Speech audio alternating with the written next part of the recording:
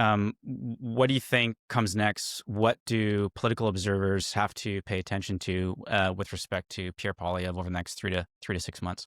Poilievre's not very good at taking a breather, to be honest. So I don't think he will do that. And I would also say doing well in Parliament, dominating the narrative the way he, I think, did for a few days after his TFW announcement, that also helps him in the leadership because it reminds Conservative Party members that they have a guy who can be a winner, or feels like he can be a winner. And so I think he is chomping at the bit to get back in Parliament. He wants to undermine Carney on the Canada-US stuff.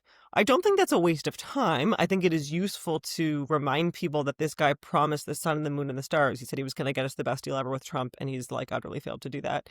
And if only to sort of chip away at that honeymoon aura that Carney still has a little bit of.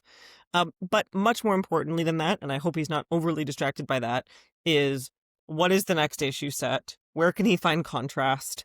One thing we haven't talked about, I'll just mention very quickly, is the brilliant Carney judo move of just anytime the Conservatives put forward a strong policy, that he just does it, right? And I have to say, this is my harsh feedback for Poilievre. No one cares if you say "I told you so." 100%. Yeah, like no one cares. Like Actually, yes, you were right. You were right. Congrats, you were right. Now, what's the next thing that Carney hasn't done that you would do instead? And so I think this TFW issue is great because Carney so far has not said he'd do it. But he needs a few more of those, right? So what are those going to be?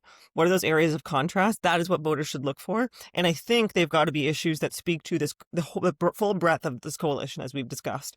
So they're unlikely to be niche macro financial issues and much more likely to be those issues that are sort of culturally conservative, tied into the economy and cost of living in some way, like housing, crime, immigration. To me, those are top three. On the policy ceiling, the public actually like it as well, right? Because it's like, okay, well, if they're broad-minded enough to see the value in a policy put forward by somebody else, that's a good thing.